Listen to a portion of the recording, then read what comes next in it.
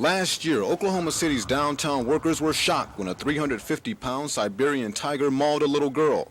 At the time, a promotion company was filming a commercial involving the child and tiger. The girl has recovered from her wounds, and since then the tiger named Shamar has been in the custody of the Oklahoma City Animal Shelter. Here it leads a quiet, peaceful life, where Shamar eats about 8 pounds of raw chicken a day. City officials had hoped by now they could have found a home for the 1.5-year-old tiger, but there seems to be no market for a declawed, tame tiger. It's becoming more and more a nationwide problem that people get animals like this. They don't know what to do with them after they get big. They're great when they're, a kitten. Also, when they get up to about 40 pounds, they're not bad. But when you get over the 100-pound limit, what do they do with it? Then they become a liability, and they start looking for ways to get rid of those. And there's not many avenues to dispose of them. The city has not set a deadline for finding Shamar a new home. Several private citizens have asked to buy the tiger as an exotic pet. However tame, officials feel Shamar is not what an average family can contend with. Ed Stewart, Action 4 in southeast Oklahoma City.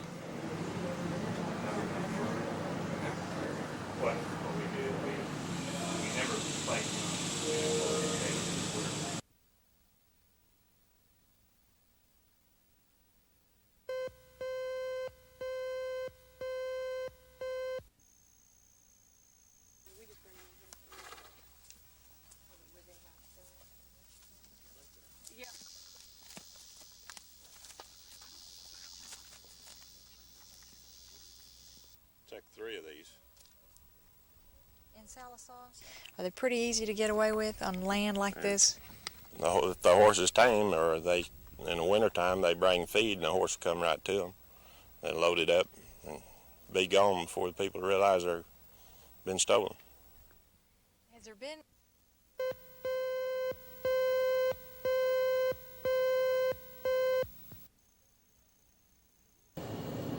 The University of Oklahoma Foundation is here in the campus administration building. The function of the office is to handle all private contributions made towards university programs. Assets for the foundation total over $44 million, or did. The organization may be $500,000 poor. The reason? Penn Square Bank. The OU Foundation had over $600,000 in the bank. The money was in 2 certificates of deposit, not backed by collateral. The standard guaranteed $100,000 has already been returned, which leaves a loss of over $500,000. Foundation officials say the loss will not affect any gifts designated for certain programs. There's no fund here that's going to suffer any loss at this point because of the Penn Square debacle. And you're talking about no gift that someone actually No wanted gift. to go No to a gift has certain been area. lost. No gift has been lost. Okay. No project is in jeopardy because of it. The foundation isn't giving up on the money. The members feel it may be recovered when Penn Square liquefies its assets. Federal banking officials have been able to return over 80% of the money in past closures. The University of Oklahoma Foundation hopes this time it'll be 100%. Sherry Sellers, Action 4 at the University of Oklahoma.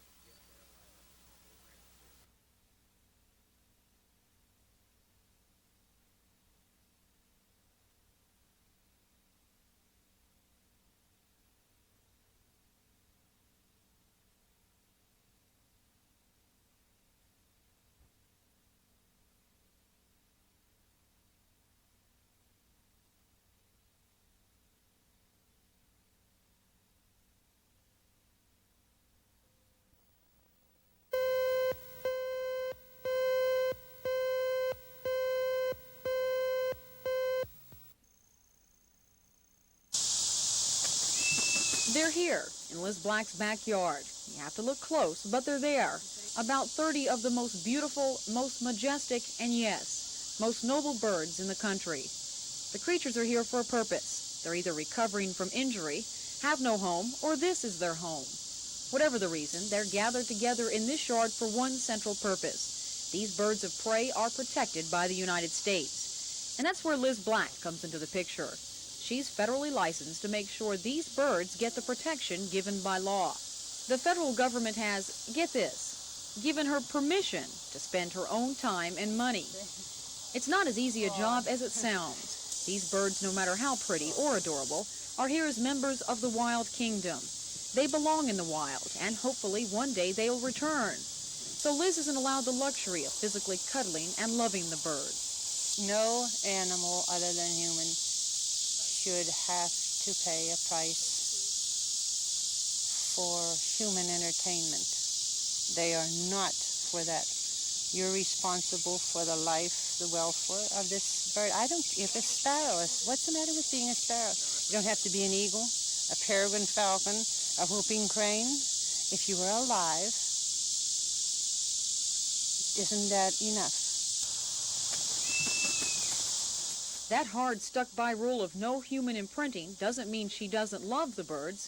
She loves them so much, it hurts. You do it because you have no right to do otherwise. You have been paid by just the sight of it. Imagine seeing one, and then I touch the soft, warm, fuzzy body, usually come with a little fat tummy, and you're also warm and soft, and it hurts. The pain is minimal when you consider all the miracles of nature contained in each bird, seen only by Liz Black. As she put it, she's a Cinderella with no midnight. Sherry Sellers, Action 4. That must take another wing.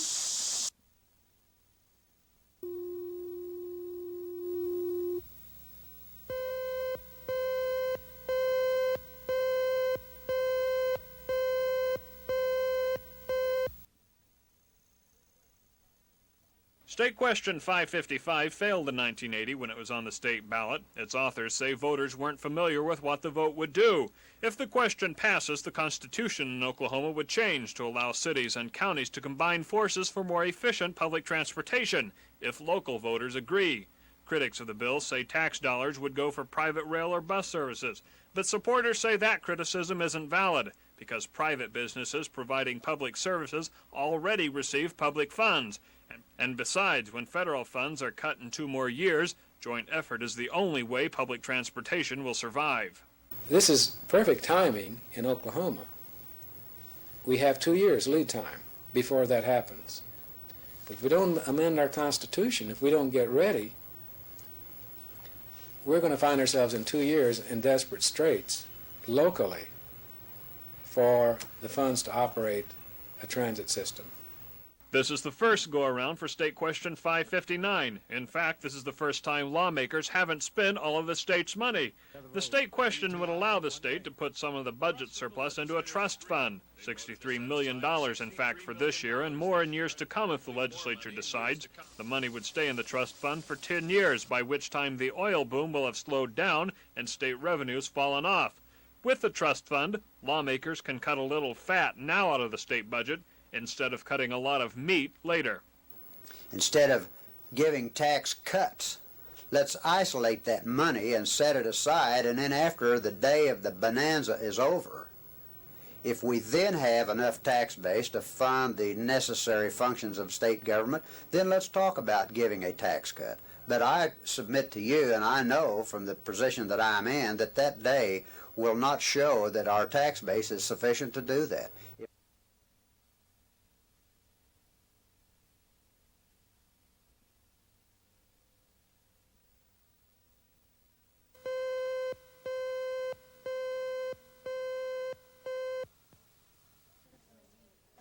21,000 Oklahomans lost their jobs in July. That means 89,000 state residents who wanted to work couldn't find employment last month.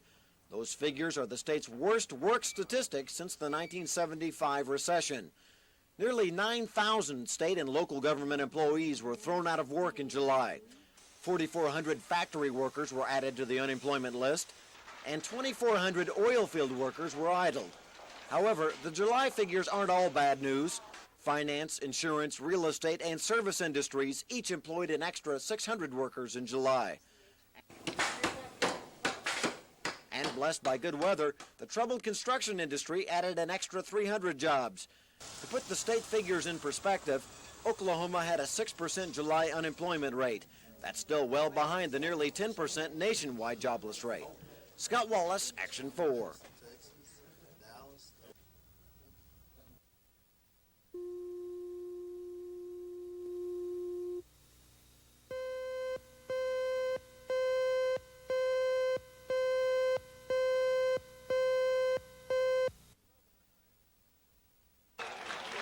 When Governor Nye and his family entered the grand ballroom at the Sheraton Century Center Tuesday night, they were sure Nye had won nomination for re-election. It made Nye the first Democrat to win nomination for governor without a runoff election. There was a jubilant crowd made up of the people Nye says helped put him on top. Today, the governor spent a quiet day working at the mansion. The general election will be a tougher race than the primary. A major issue Tom Daxon will raise is taxes. He thinks they're too high, and he doesn't think Nye is doing enough. Let me give you an example of why my approach is better than the MEDAC's approach. The federal government last year gave us the largest single tax cut in the history of the nation. This year, the federal government is giving us the largest single tax increase in the history of the nation. That's ridiculous. I still feel that the people like my approach, and that is that you assess the financial condition each year. And if you can give a tax cut, you give it. Nye says he will run on his record. He's been saying that all along, and he believes that when the voters compare his record with that of his opponent, Tom Daxon, they'll re-elect George Nye. Charles Schnitzer, Action 4.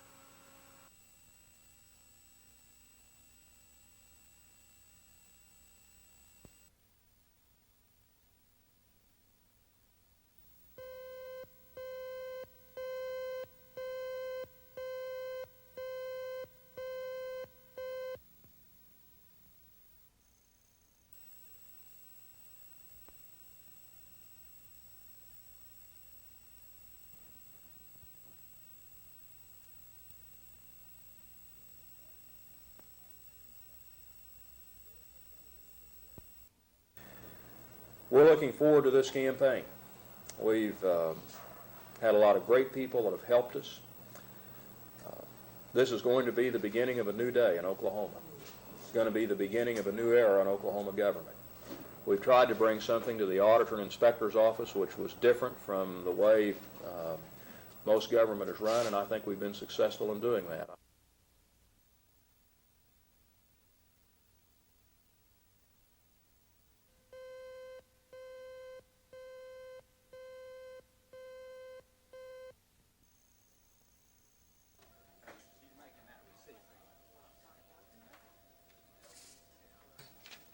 Best price I can. Tenneco is up quite a bit.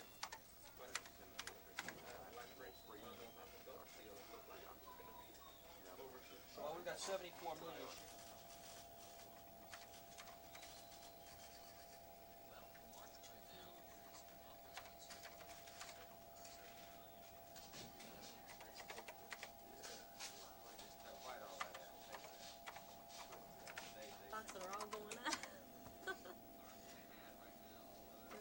Occidental will not have the same problems, we do not think, because Occidental does not have any domestic refining or marketing capability at this time, or virtually none. And this is what the Justice Department objected to on the grounds of monopolistic principles with the Gulf deal.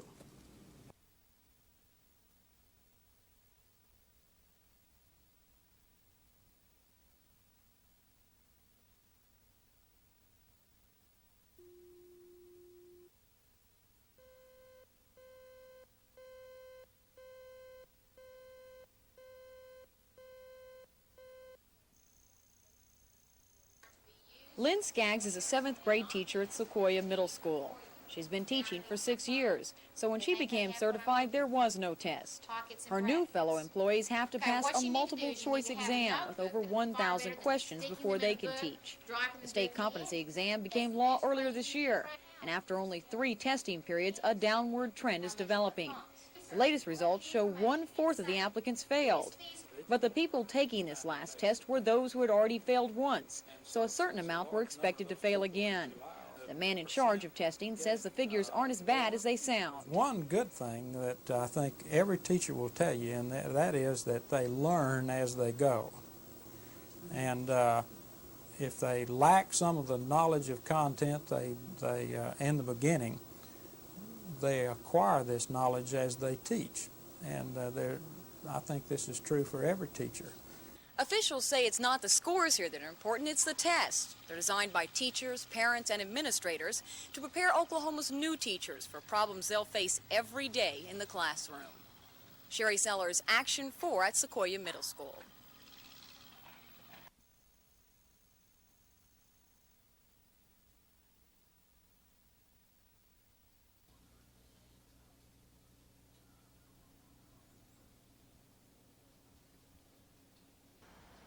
The men were injured when tons of earth and steel reinforced rods crashed down on them at the site of the Leadership Square Marketing Center.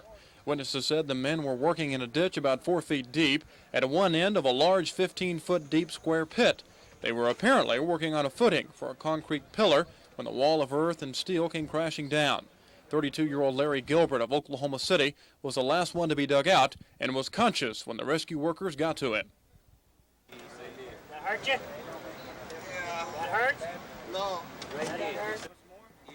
Gilbert is in guarded but stable condition tonight at St. Anthony Hospital, and 21-year-old Kenneth Gaines of Midwest City is in satisfactory condition. This afternoon, the company the men were working for held a news conference and gave their version of what happened. Downtown Oklahoma City, 5 workers employed by H.A. Lott Construction Company were working at the base of an 18 to 20-foot embankment on the north side of the project at Robert S. Kerr, digging footing trenching where the embankment started caving in, trapping 3 individuals. Also injured in the cave-in were Richard Evans of Midwest City, DeQuincy Webb of Spencer, and Rick Swift of Oklahoma City. The site of the accident, Leadership Square, was scheduled for a formal unveiling next Tuesday. Kevin Ogle, Action 4.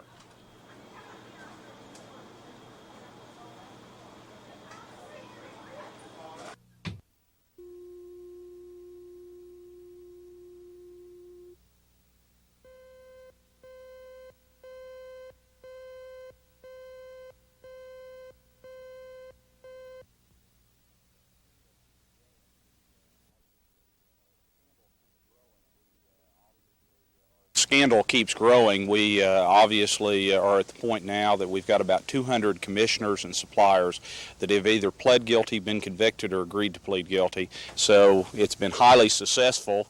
We have not lost a single case in the Western District of Oklahoma, and we've convicted some 170 people in this district alone.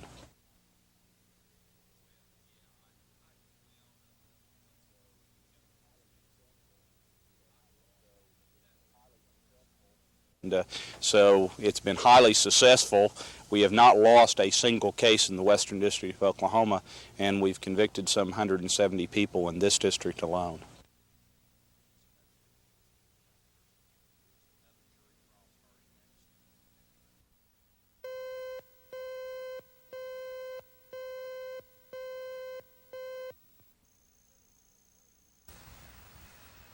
Jerry Smith raises some 400 acres of vegetables on his farm near Stratford. For the past 3 years, Smith has supplied a major grocery chain with cantaloupes, honeydew, and watermelons. He's planted plenty of melons this year, but they haven't gotten picked in time. Last Thursday, a team of immigration agents swooped down on Smith's fields. They harvested 14 illegal aliens who will be deported back to Mexico. The raid has left Jerry Smith in a lurch. His melons must be harvested daily as they ripen. Smith can't find anyone willing to work for what he was paying his former field hands, $20 a day. The vegetable boys have just almost got to have cheap labor because we don't get enough for our products that we can pay high wages for.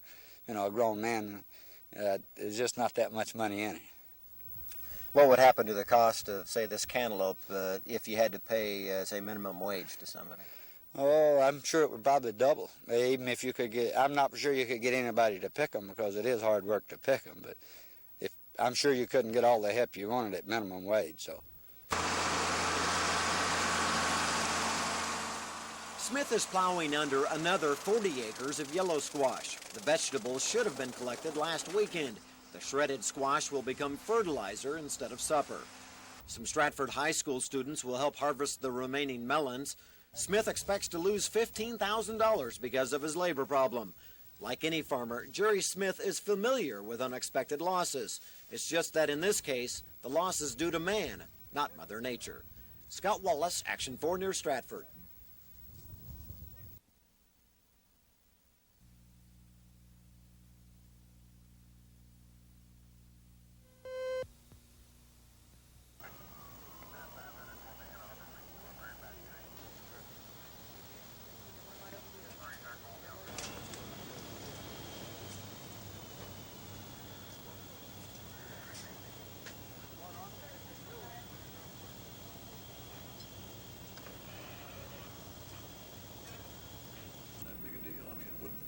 It's still a murder. This accident has been probably as thoroughly investigated as any in the history of this county. And after reviewing all of the reports concerning the accident, the vehicles involved, the intersection, everything, it was my feeling that under all the evidence presented to him, there's no alternative but to file the charge.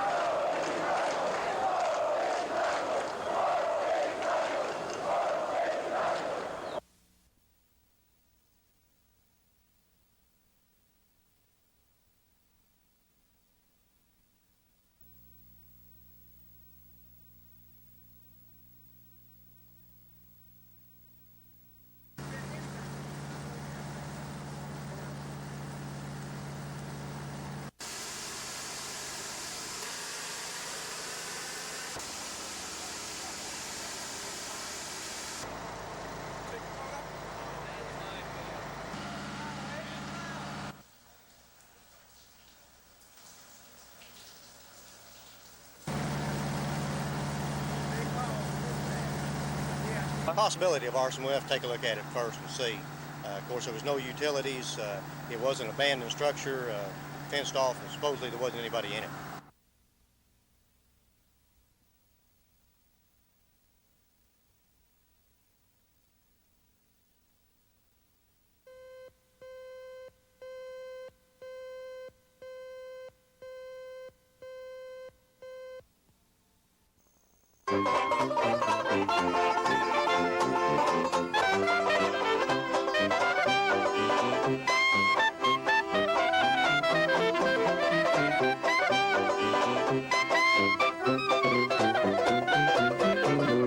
It means that your interests are going to be diluted in your representation in the U.S. Congress. It means that a congressman is going to have to represent near east side Oklahoma City, south side Oklahoma City, west and northwest Oklahoma City, and the panhandle of Oklahoma. That's not fair to the people, and it's not necessary in meeting the federal mandates for reapportionment.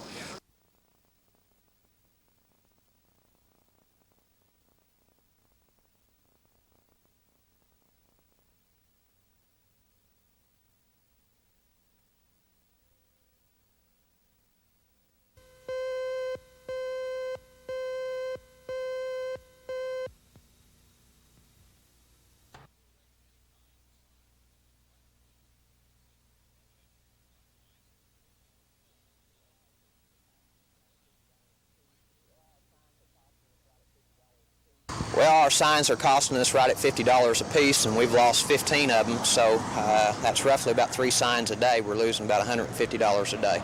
Who's responsible?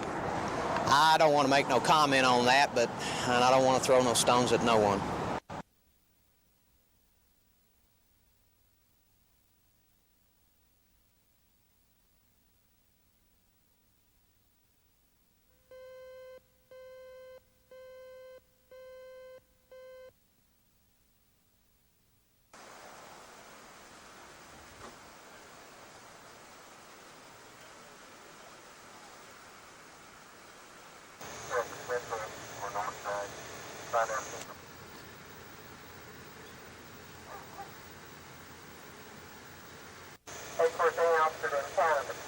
The building was surrounded. He was ordered to come out. He broke from the building, was running away from the building. He was ordered to halt. He refused. Officers fired. He was shot one time, apparently, in the back of the building. He was transported to Baptist Hospital, where he was pronounced DOA.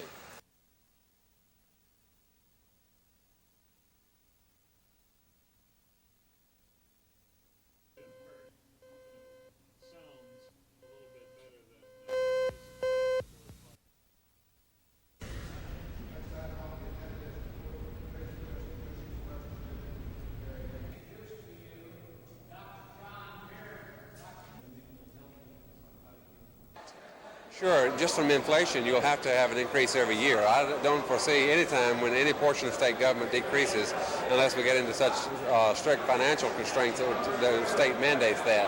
So inflation will require some increase of monies, and then we are increasing population and inmates all the time.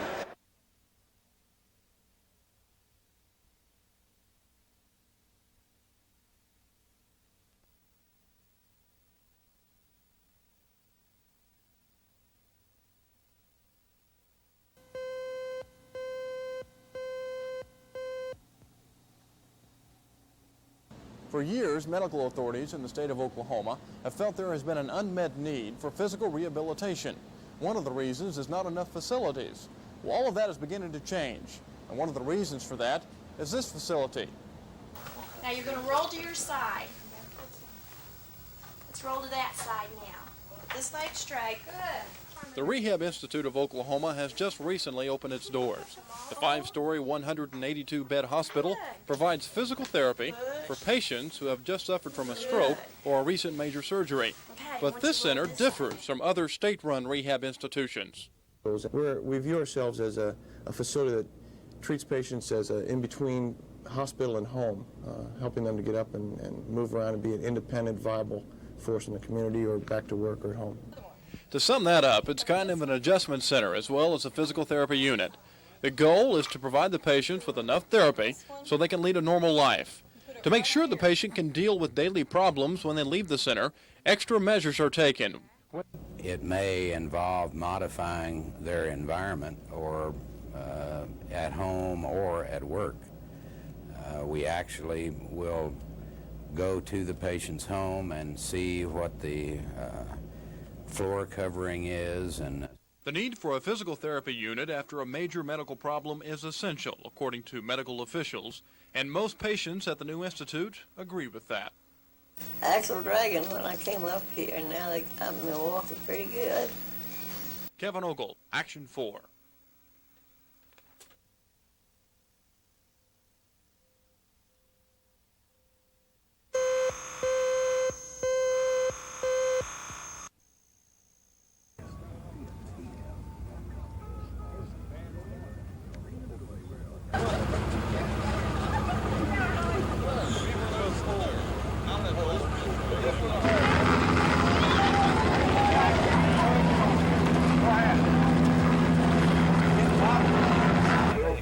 If they hang with it, huh? They need what I got here, got the basic health plan. It does your basic inbound, then you got your ambulance.